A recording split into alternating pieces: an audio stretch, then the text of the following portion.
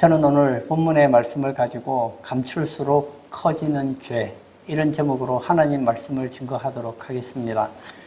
상상하지 못했던 일을 만날 때 사람들은 정신적인 혼란 상태에 빠집니다. 그러면 그 일을 사실로 믿지 않으려고 한다든지 해서 인정하고 싶지 않으려 합니다. 본문에서 그런 충격적인 사건이 소개되고 있습니다. 다윗이 누구입니까? 그는 믿음의 영웅으로 불렸던 사람 아닙니까?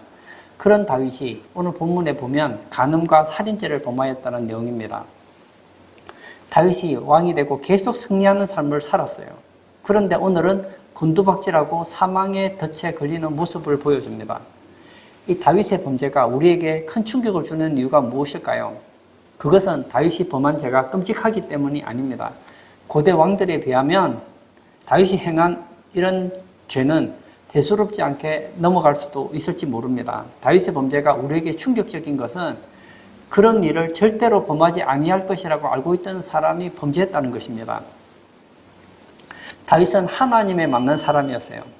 그런데도 놀랍게도 간음을 저지르고 살인을 저지르고 말았습니다. 유대인 독자로 하는 마태복음에서도 이 사건을 언급하면서 시작하고 있습니다. 마태복음 1장 6절을 제가 읽겠습니다.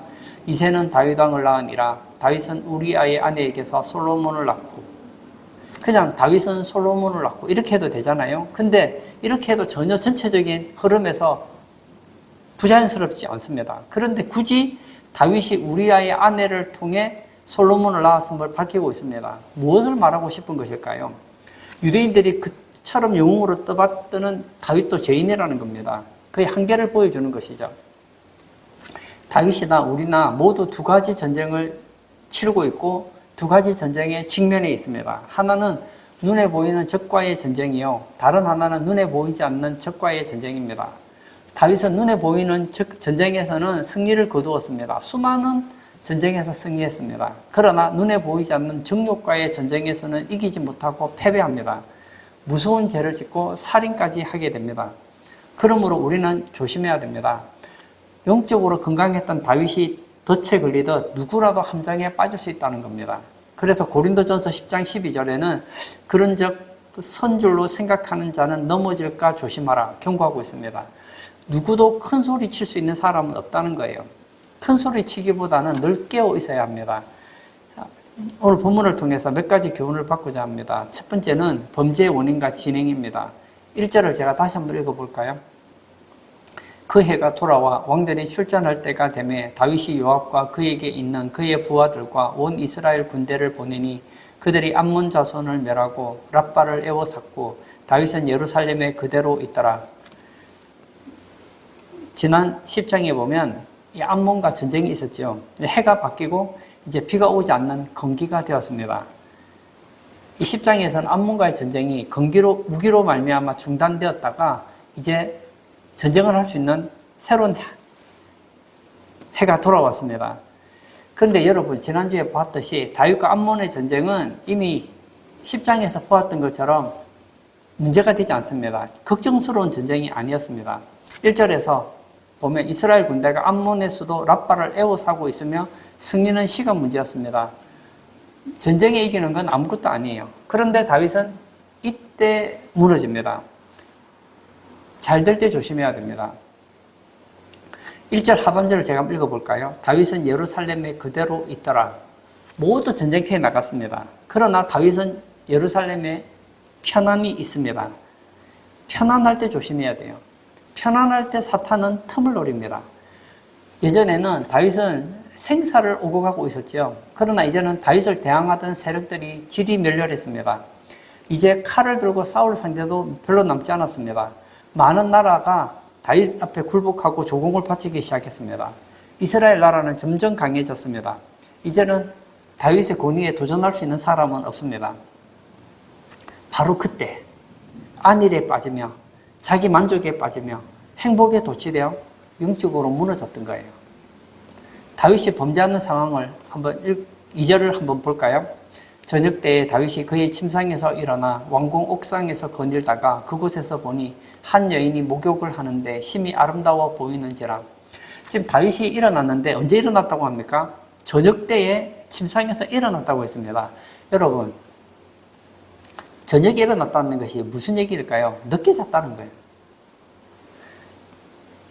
낮잠을 자더라도 저녁 때까지 자는 사람은 흔치 않습니다. 지금 이스라엘 군인들은 암몬과의 전쟁을 위해서 새벽부터 밤까지 싸우고 있습니다. 그런데 다윗은 낮잠을 늘어지도록 잤다는 거예요. 근동 지역에서 낮엔 더워서 낮잠을 자더라도 이렇게 밤까지 자지는 않습니다. 왜 이렇게 되었을까요? 이제 영적으로 긴장감이 없는 거예요. 늦게 일어났습니다. 그리고는 이제 바람을 쏘기 위해서 지붕 위를 걸기 시작했습니다. 알다시피 이스라엘에서는 제일 큰 곳이 어디겠습니까? 왕궁 아니겠어요? 왕궁에서 모든 지붕을 다 볼 수 있는 거잖아요. 그리고 그때 당시에는 우기가 아니고 건기였기 때문에 지붕을 덮지 않은 곳으로 못 볼 것을 보게 됩니다. 2절 하반절을 제가 볼까요? 왕궁 옥상에서 거닐다가 그곳에서 보니 한 여인이 목욕을 하는데 심히 아름다워 보이는지라. 한 여인이 목욕을 하는데 그 모습이 너무 아름다워 보이는 거예요. 심히 아름다워 보였습니다. 그래서 어떻게 되죠? 마음을 뺏기더라는 거예요. 여러분, 성을 빼앗는 것도 어렵죠. 그러나 성을 빼앗는 것보다 더 어려운 것이 마음을 다스리는 전투입니다. 잠언 16장 32절에 이런 말씀이 있습니다. 노하기를 더디하는 자는 용사보다 낫고 자기의 마음을 다스리는 자는 성을 빼앗는 자보다 나으니라. 전쟁에 강한 사람을 가리켜 용사라고 하잖아요. 그런데 노하기를 더디하는 자는 용사보다 낫답니다. 여러분, 싸움에서 이기는 거 참 어렵습니다. 그러나 그것보다 더 어려운 게 뭐죠? 노하기를 더디하는 것입니다. 지금 이스라엘이 암몬과 전쟁을 하잖아요. 성을 빼앗기 위해서 이스라엘의 모든 군인들이 출전했습니다. 성을 빼앗는 게 얼마나 어렵습니까? 그러나 성을 빼앗는 것보다 더 어려운 게 있습니다. 그게 뭔지 아시죠? 자기 마음을 다스리는 거예요. 그래서 성경은 말하기를 자기의 마음을 다스리는 자는 성을 빼앗는 자보다 나으니라. 사실 다윗은 지금까지 한순간도 여유를 가질 수 없을 만큼 긴장의 연속이었습니다. 여러분, 이런 긴장을 하는 생활은 정서적으로 아주 좋지 않습니다. 사람이 계속 긴장을 하게 되면 정서적으로 유치하게 되기 때문에 유혹에 절제할 수 있는 능력이 약해지게 됩니다. 거기다가 다윗은 지금까지 모든 전쟁을 승리로 이끌었기 때문에 자기도 모르는 사이에 자만심이 생겨나고 있었습니다. 이 자만심은 죄에 대하여 둔감하게 만들기 때문에 무섭다는 거예요. 다윗이 저질렀던 이 죄가 진행되는 모습을 한번 보십시오. 다윗이 왕궁 지붕 위에서 목욕하는 여자를 보게 됩니다. 의도적으로 본 건 아니에요. 이제 왕궁의 지붕을 이렇게 걸어 다니고 있습니다. 걸어 다니다가 보니 뭐가 눈에 탁 들어오는 거예요. 보았더니 한 여인이 목욕을 하고 있는 거예요. 이 여인이 다윗을 유혹하려고 목욕한 게 아닙니다. 왜냐하면 이 시간은 밤이거든요. 다윗이 여자가 목욕하는 걸 보았어요. 이거는 의도적이지 않았습니다. 생각지 못한 일이었습니다. 그리고 눈을 감고 돌아서면 그뿐이에요. 왜냐하면 뭐 해를 끼친 게 아니니까요. 그런데 보았는데 마음이 흔들리는 거예요. 그 여인이 목욕하는 그 모습을 보았는데 심히 아름답게 보이는 거예요. 관심이 가는 거예요. 참 저 여인 예뻐 보인다. 저 여자는 대체 누구일까? 그래서 신하를 부릅니다. 그리고는 자기가 보았던 그 지붕에 있는 여인에 대해서 알아보게 합니다. 그런데 이게 웬일입니까? 처녀였으면 뭐 자기 아내로 삼으면 되겠죠. 근데 알아보았더니 다윗을 위해서 헌신했던 충신 우리아의 아내라는 것을 알았습니다. 유부녀라는 얘기죠. 하나님께서 멈추라는 신호를 보냈는데도 멈추지 않습니다. 처음에는 눈으로 보았습니다. 가슴으로 가요. 이제는 신하를 시켜서 알아보게 합니다. 이제는 어떻게 하죠? 그 여인을 은밀하게 데려오게 합니다. 그리고 어떻게 되죠? 하룻밤을 보내게 되죠. 그 결과가 잉태입니다. 5절을 볼까요? 그 여인이 임신함에 사람을 보내 다윗에게 말하여 이르되 내가 임신하였나이다 하니라. 아이를 잉태한 것은 축복할 만한 일이지만 이것은 죄의 결과의 잉태였습니다. 우리와 장군과의 관계에서 태어난 아이가 아니에요. 여러분, 죄를 품으면 죄의 열매를 반드시 맺고 맙니다. 그러나 그 결과는 고통이라는 거예요. 다윗은 잠시 하고 싶은 그 유욕에 자신의 몸을 던졌습니다. 그 결과 어떻게 됐죠? 남의 유부녀와 관계를 가지게 된 거예요. 거기서 하룻밤 보내고 이제 끝냈다고 생각했는데 이게 웬일입니까? 그 여인이 자기의 아이를 가진 거예요. 다윗이 죄에 빠지는 모습을 통해서 우리에게 말씀하는 것이 무엇일까요? 우선 하지 말아야 할 것은 하지 않아야 된다는 거예요. 조금 더 관심이 가지고 싶고 조금 더 관심이 있다고 생각해서 관심을 가지다 보면 어느 선에 도달하게 됩니다. 그 선까지는 괜찮아요. 그러나 그 선을 넘어버리면 곤란하다는 거예요. 다윗은 지붕에서 한 여인이 목욕하는 것을 보았습니다. 알아보았어요. 남편이 있는 여인이고 그 남편은 지금 전쟁터에 나가 싸우고 있다는 것을 알게 되었습니다. 이것은 어떤 사인일까요? 이제는 포기하라는 선인 거예요. 그런데 기어이 여인을 데려왔습니다. 그리고 함께 해서는 안 될 여인과 함께 하면서 죄에 빠지게 됩니다. 창세기 39장에 나온 요셉은 죄의 유혹 앞에서 함께 하지 않으면서 이겨냈던 것을 보게 됩니다. 창세기 39장 10절입니다. 여인이 날마다 요셉에게 청하였으나 요셉이 듣지 아니하여 동침하지 아니할 뿐더러 함께 있지도 아니하니라. 그러나 다윗은 우리아라는 자신을 위해 충성을 다하는 충신의 아내임을 알고도 밧세바를 데리고 와서 함께 죄에 빠집니다. 요셉은 죄에 빠지지 않으려고 함께 하지 않았는데 다윗은 오히려 그녀를 불러들였습니다. 여러분, 함께 있으면 안 될 것과는 함께 하지 않아야 된다는 거예요. 자리를 함께 하지 않는 것이 죄를 멀리하는 길입니다. 사람은 자기 것과 남의 것을 분명하게 구별할 수 있어야 됩니다. 자기 돈과 남의 돈을 구별하고 자기의 사람과 남의 사람을 구별할 수 있어야 합니다. 사람이 자기 사람에게 잘해주는 것은 죄가 되지 않아요. 이게 좋은 것이죠. 그러나 자기 사람이 아닌 사람을 자기 사람보다 더 관심을 가져주면 이건 불륜이 되는 거예요. 그리고 다윗의 죄에 또 하나 덧붙여야 될 중요한 교훈이 있습니다. 만족할 줄 모르는 인간의 욕심을 보게 됩니다. 다윗이 지금 밧세바와 관계를 가졌습니다. 다윗이 여자가 없어서 범죄를 저지른 것이 아니라는 거예요. 이미 다윗에게는 여러 명의 아름다운 여인들이 있었고 지혜로운 여인이 있었고 다윗이 마음만 먹으면 언제든지 관계를 가질 수 있는 아내들이 있었습니다. 3장 2절에서 5절에 보면 6명의 아내가 나오고 5장 13절에도 이런 말이 있어요.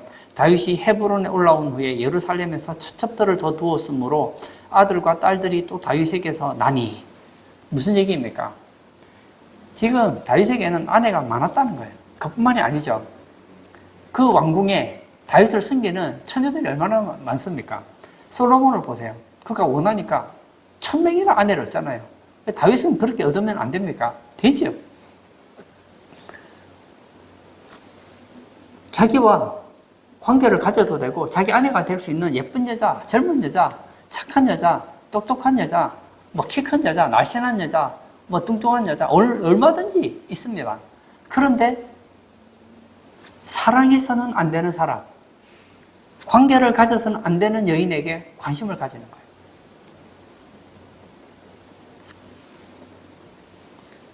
우리는 다윗의 이런 죄성을 보게 됩니다. 여러분, 모든 죄는 욕심으로 시작합니다. 여러분, 지금 있는 아내로 만족하십시오. 여러분 아내보다 예쁜 아내가 있을 수 있죠. 여자들이 있을 수 있죠. 그러나 여러분, 그러다가 보면 다윗처럼 범죄하는 거예요. 다윗에게는 이미 좋은 여인들이 많아요. 다윗을 위하는 좋은 아내들이 있단 말이에요. 그것으로 만족하면 되는 거예요. 야고보서 1장 15절에 이런 말씀이 있죠. 욕심이 잉태한 즉 죄를 낳고 죄가 장성한 즉 사망을 낳느니라. 욕심을 품다 보면 죄를 낳아요. 죄가 장성하면 사망을 낳습니다. 오늘 예배 참석하신 사랑하는 성도님, 혹시 여러분 남들에게 말하지 않지만 여러분 안에 그런 욕심이 있지 않습니까? 조금 더 가지고 싶다. 건전한 거 말고요. 가져서는 안 되는 거 자꾸 가지고 싶어 하지 않으십니까? 잘은 모르겠는데 도박 한 번만 잘하면 돈을 많이 벌 수 있다고 하던데 마약 한 번만 하면 기분이 그렇게 좋다고 하는데 한 번만 하자. 다윗도 뭐 많이 하려고 하진 않았을 거예요. 우리야 장군의 아내 바세바 딱 한 번이야. 딱 한 번. 그러나 그 한 번이 한 번으로 끝나지 않는다는 거예요. 여러분, 다윗이 하나님께 얼마나 신앙 훈련을 많이 받았습니까? 그렇게 훈련을 많이 받고 믿음이 좋은 다윗이었지만 한순간에 넘어가잖아요. 수험생들이 수능을 위해서 얼마나 3년 동안 열심히 공부합니까?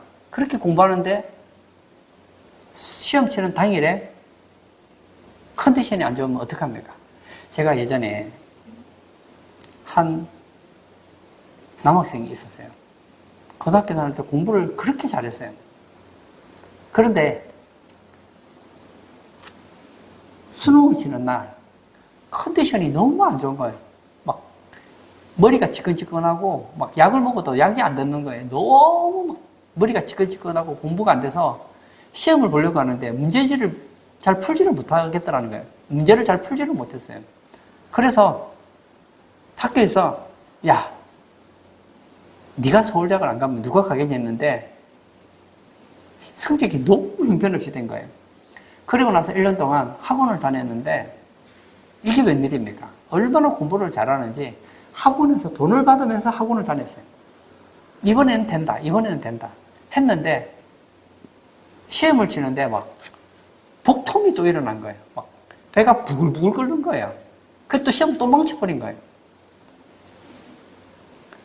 평소에 잘하는 것도 중요하지만 결정적인 순간에 승리할 수 있어야 된다는 거예요. 두 번째, 손바닥으로 하늘을 가리는 다윗의 모습을 보겠습니다. 죄를 덮기 위한 다윗의 노력을 보십시오. 가정하기 짝이 없습니다. 결국 그는 죄를 덮지도 못한 채 더 큰 죄에 빠지게 됩니다. 잠언 28장 13절에 이런 말씀이 있습니다. 자기의 죄를 숨기는 자는 형통하지 못하나 죄를 자복하고 버리는 자는 불쌍히 여김을 받으리라. 다윗은 바세바가 잉태했다는 소식을 들었습니다. 여러분, 우리가 기억해야 될 것이 완전 범죄는 없어요. 마귀는 우리를 속입니다. 아무도 이 죄를 모르기 때문에 절대로 들통이 나지 않는다 속입니다. 정말 속일 수 있습니까?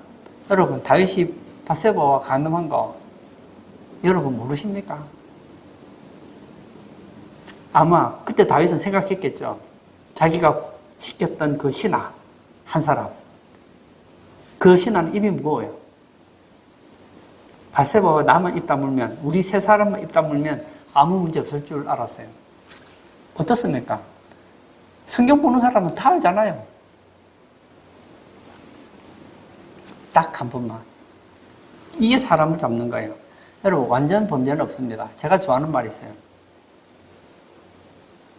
하늘이 알고, 내가 알고, 당신이 알면 다 아는 거예요. 시간 문제예요.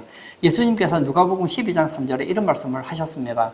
이러므로 너희가 어두운 데서 말한 모든 것이 광명한 데서 들리고 너희가 골방에서 귀에 대고 말한 것이 지붕 위에서 전파되리라. 얼마나 무섭습니까? 우리나라 속담에도 그런 말 있잖아요. 남말은 새가 듣고 반말은 쥐가 듣는데요. 너희가 어두운 데서 말한 모든 것이 광명에서 들린대요. 골방에서 귀를 대고 말했는데 지붕에서 전파된대요. 비밀은 없다는 거예요. 그러므로 죄를 깨달았다면 회개가 답입니다. 그러나 다윗은 왕이잖아요. 자기의 충신 우리아 장군의 아내를 임신시켰다고 하면 신하들 보면 면목이 없잖아요. 얼마나 부끄럽습니까? 그래서 작전을 짭니다. 우선 전쟁터에 나가 있는 우리아 장군을 부릅니다. 휴가를 주는 것이죠. 그리고는 전쟁터에서 얼마나 힘들었느냐. 오늘은 집에 가서 아내랑 즐거운 시간을 보내라 하고 휴가를 줍니다. 요즘은 안 되죠. 애가 태어났는데 보았더니 자기를 안 닮았어요. 봤더니 다윗을 닮았어요. 그러면 뭐 유전자 검사나 뭐 혈액형 검사를 할 수 있겠지만 그 당시에는 뭐 그런 기술이 없잖아요. 태어나면 그냥 내 아들인 거예요. 그런데 옛날 전쟁은 뭐 전쟁하면 일주일, 한 달, 이렇게 걸리는 전쟁이 아니거든요. 막 길면은 막 6개월, 1년씩 간단 말이에요. 내 아내랑 관계를 가진 지가 1년이 됐는데 아이가 태어났어. 그럼 이거 무슨 말이죠? 바세바가 불륜한 거예요. 그럼 바세바는 돌에 맞아 죽는단 말이죠. 그 또 추궁하겠죠. 너 대체 누구랑 관계를 가졌느냐? 다윗 왕입니다.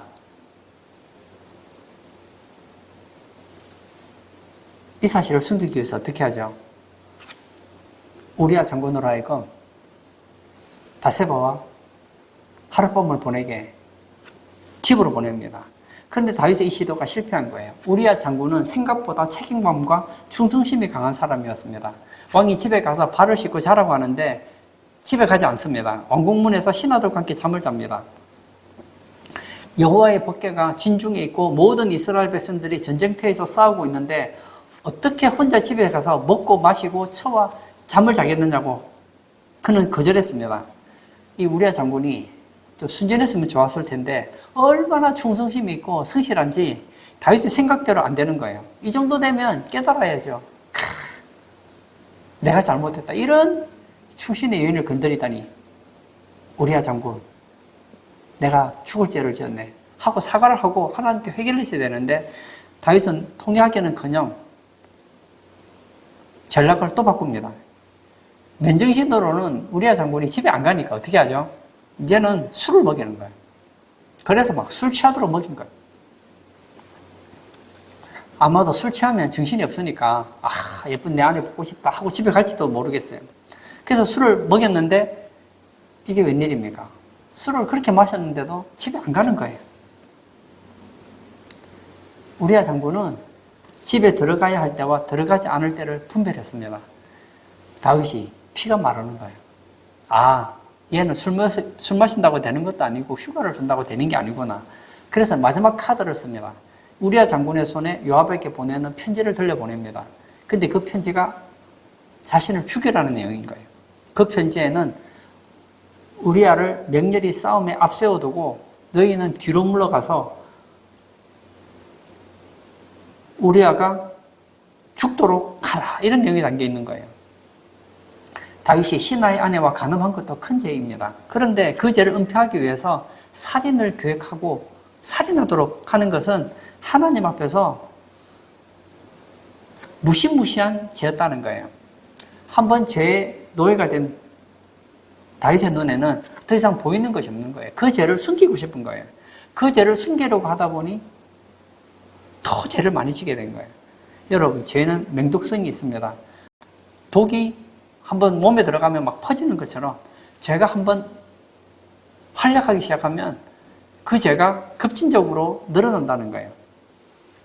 이 죄는 특징이 있습니다. 감추면 감출수록 커지는 특징이 있다는 거예요. 결국 다윗은 우리아를 죽이는 것으로 자기의 죄를 은폐하게 됩니다. 요즘 말로 하면 완전 범죄. 그리고는 자기 욕심을 충족합니다.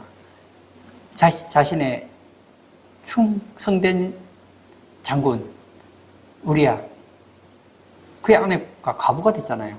그래서 그 과부된 여인을 자기 아내로 삼습니다. 그러면 사람들이 말하겠죠. 야, 왕은 역시 달라. 이미 결혼해서 남의 여자가 된 저 바세바를 과부가 되었다고 아내로 삼는 걸 보니 다윗은 참 훌륭한 사람이야. 그런 얘기를 들었을지 몰라요. 26절 한번 볼까요? 26절과 27절입니다. 우리아의 아내는 그 남편 우리아가 죽었음을 듣고 그의 남편을 위하여 소리내어 우니라. 그 장례를 마침에 다윗이 사람을 보내 그를 왕궁으로 데려오고 그가 그의 아내가 되어 그에게 아들을 낳으니라. 다윗이 행한 그 일이 여호와 보시기에 악하였더라. 우리아가 죽었다는 소식을 바세바가 듣게 됩니다. 그래서 어떻게 하죠? 웁니다. 그리고 장례를 치렀어요. 장례를 치르고 나니까 다윗이 사람을 보내요. 그리고 그를 왕궁으로 데리고 와서 그의 아내가 되게 합니다. 그런데 문제는 하나님 보시기에 신박했다는 거예요. 다윗이 행한 이 일이 여호와 보시기에 악하였더라. 이것이 결론입니다. 우리가 어떤 일을 하더라도 여호와 보시기에 어떠했는가? 그 행위가 여호와 보시기에 좋았느냐 나빴느냐? 이 창세기 1장에 그런 말 있잖아요. 여호와의 보시기에 좋았더라. 다윗의 지금 행동은 여호와 보시기에 악했다. 여러분, 이 시대는 이 죄라는 게 상대평가의 개념을 가지고 있잖아요. 우리는 도덕의 상대평가의 시대를 살아가고 있습니다. 그러나 절대평가의 기준인 하나님의 평가에 관심을 가져야 합니다. 사람들이 죄라고 하느냐 아니냐 이거는 중요하지 않아요. 하나님이 나쁘다고 하면 나쁜 것이고 악하다고 하면 악한 거예요. 다윗은 늦게까지 자고 일어나서 지붕을 거닙니다. 시원한 바람 속에 지붕을 거니니까 기분이 좋아요. 그러다가 한 여인이 목욕하는 것을 보게 됩니다. 너무 예뻐 보여요. 저 여인과 오늘 하루 뜨거운 밤을 보내면 너무 좋겠다. 그러나 그 죄악의 낙은 잠시라는 거예요. 히브리서 11장 25절에 이런 말씀이 있죠. 도리어 하나님의 백성과 함께 고난받기를 잠시 죄악의 낙을 누리는 것보다 더 좋아하고, 모세는 죄악의 낙을 잠시 죄악의 낙이라고 했습니다. 그래서 모세는 죄악의 낙을 택하지를 않았어요. 그러나 다윗은 지금 영적으로 해이해진 거예요. 잠시 죄악의 낙을 누리고 싶은 거예요. 나중에 우리가 보겠지만 다윗이 잠시 죄악의 낙을 누린 결과로 다윗이 이제 피눈물을 흘리게 됩니다. 데살로니가전서 5장 22절에 바울 사도는 이렇게 고면합니다. 악은 어떤 모양이라도 버리라. 죄를 짓지 않는 게 제일 좋죠. 그러나 깨달았다면 어떻게 해야 되죠? 회개하여 씻음 받아야 된다는 거예요. 다윗은 이제 손바닥으로 하늘을 가리는 것 같은 어리석은 일을 하고 있습니다. 죄는 숨길 수 없습니다. 내가 우리아 장군만 죽이면 완전 범죄. 아무도 모를 거야. 아무도 모릅니까? 다 알아요. 다 알아요. 다윗 빼고 다 알아요. 다윗만 아무도 모를 거야 생각하지. 지금 역사 속에 다윗이 바세바와 간음한 거 얼마나 많은 사람이 알겠습니까? 역사 속에 성경을 알았던 사람들은 다 알잖아요. 그러므로 제일 좋은 것은 죄를 안 짓는 게 제일 좋아요. 그러나 죄를 지었다면 자꾸 죄를 숨기려고 하지 마시고 빨리 해결해야 된다는 거예요. 세 번째, 다윗의 공범자들을 살펴보겠습니다. 다윗의 범죄는 다윗 한 사람의 범죄로 끝나지 않고 많은 공범자들을 만들어내었습니다. 우선 다윗 주변에 있는 사람들이 공범자였습니다. 갑자기 다윗이 한 여자에 대해서 묻습니다. 그리고 그 여인을 데려오게 합니다. 주위의 신하들은 다윗을 의심하지 않았습니다. 만약 다윗이 좀 이상했다면 물어봤겠죠. 아니 갑자기 왜 저희를 데려오려고 하십니까? 물어봐야 되는데 전혀 의심하지 않았다는 것은 그동안 다윗이 신앙생활을 잘했어요. 다윗은 하나님 말씀에 붙들려서 옳은 것이 아니면 하지 않는 사람이라는 걸 알았기 때문에 신하들은 생각했겠죠. 아, 다윗 왕이 저 여인을 데리고 오라는 것은 분명히 우리가 모르는 무슨 하나님과 관련된 어떤 신앙적인 일이 있을 거야. 절대로 다윗 왕은 나쁜 짓을 하려고 바세바를 부르는 건 아닐 거야 라고 생각했을 겁니다. 근데 여러분 결론적으로 어떻게 됐습니까? 그의 신하들은 좋은 뜻으로 했는지 몰라요. 그런데 그들이 범죄하는 공범자가 됐잖아요. 그리고 결정적인 공범자는 군대 장관 요압이었습니다. 다윗이 우리아를 죽이기로 작정하고 지시했을 때 요압은 지시를 거부했어야 합니다. 요압이 항상 다윗의 말을 듣는 사람은 아니었어요. 만약 우리아가 다윗이 보기에 죽어야 될 만한 일이 있었다면 재판을 열어서 정죄하는 것이 당연합니다. 그런데 요압은 알았어요. 다윗의 지금 지시가 바르지 못하다는 것을 알았습니다. 그럼에도 불구하고 수행을 합니다. 그 이유는 간단하죠. 왕의 신임을 받으려면 이런 이상하고 엄밀한 지시를 잘 수행해야 한다는 걸 알았기 때문입니다. 요압은 강교한 사람이었어요. 그는 탐욕을 지닌 사람이었습니다. 그래서 결국 그는 다윗의 요구대로 움직여줍니다. 이것이 우리아와 요압 장군의 차이입니다. 우리아는 집에 가서 쉬라고 권유함에도 불구하고 왕궁의 마당에서 그냥 지냅니다. 그는 왕의 명령이라 하더라도 할 수 없는 일은 하지 않습니다. 그러나 요압은 왕이 명령을 해요. 이것이 내게 유익하다 생각 들면 그냥 하는 거예요. 악이라도 합니다. 나중에 압살롬이 쿠데타를 일으키잖아요. 그때 다윗은 또 뭐라고 하죠? 압살롬은 죽이지 말아달라고 했어요. 죽이지 말라고 했어요. 그런데 자기 욕심을 이루기 위해서 어떻게 하죠? 왕의 명령을 불순종하고 죽입니다. 어떻게 보면 요압이 볼 때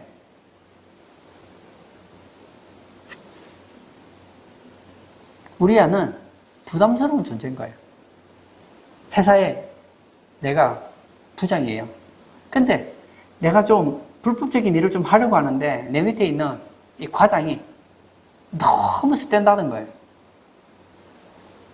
법이 아니면 하지 않는 거예요. 회사에 득이 되지 않고 그리고 법률적으로 문제가 되는 것은 절대 하지 않는 양심적인 사람인 거예요.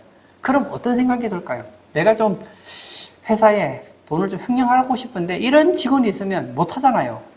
마음 같아서는 어떻게 하고 싶습니까? 수단과 방법을 가리지 않고 회사에서 나가도록 하고 싶지 않겠습니까?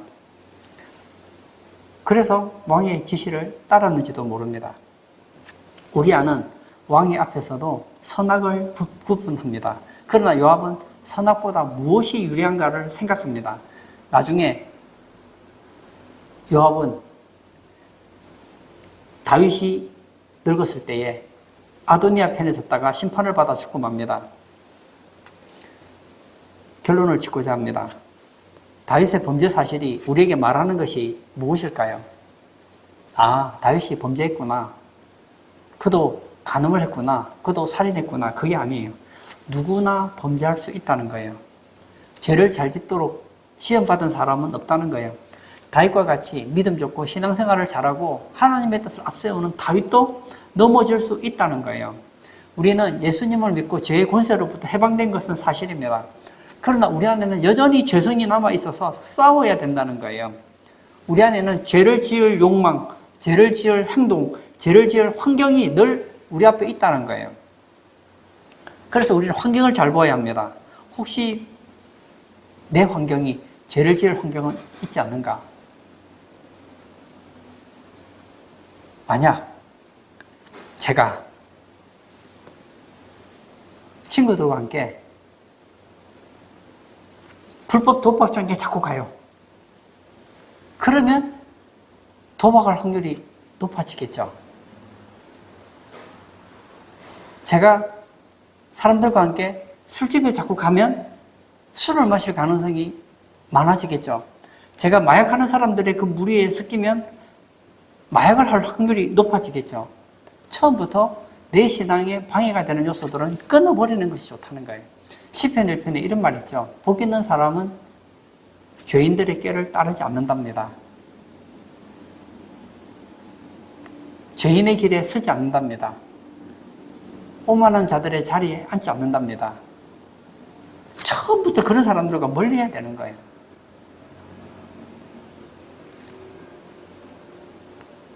우리 성도님들은 다윗 같은 그런 사람도 죄에 넘어질 수 있다면 나도 넘어질 수 있다. 그 경각심을 가지고 주님 앞에서 자신을 쳐서 복종시키는 복된 성도님 다 되시기를 축복합니다. 이 시간 한번 같이 기도하기를 원합니다. 우리 주변에 우리를 유혹하는 수많은 유혹의 세력들이 있습니다. 담배 피는 사람들이 처음부터 담배를 피지 않습니다. 한번 피워봐. 한 대, 두 대 피우다 보면 담배 중독이 되는 거예요. 고등학교 때가 다 술을 마시지 않던 학생이 대학생이 됐어요. 친구들이 야, 술 한 잔 마셔봐. 한 잔, 두 잔 마시다 보면 알코올 중독이 됩니다. 내 신앙에 방해가 되는 것은 처음부터 안 하는 게 좋아요. 이 시간 기도할 때 다윗이 바세바에 관심을 가지자 결국 그는 간음을 했고 살인자가 되었습니다. 하나님께서 기뻐하지 않는 것은 처음부터 끊어버리고 하나님이 기뻐하는 신앙생활하는 우리 모든 성도 되게 해달라고 기도하시고 자유롭게 개인 기도하도록 하겠습니다.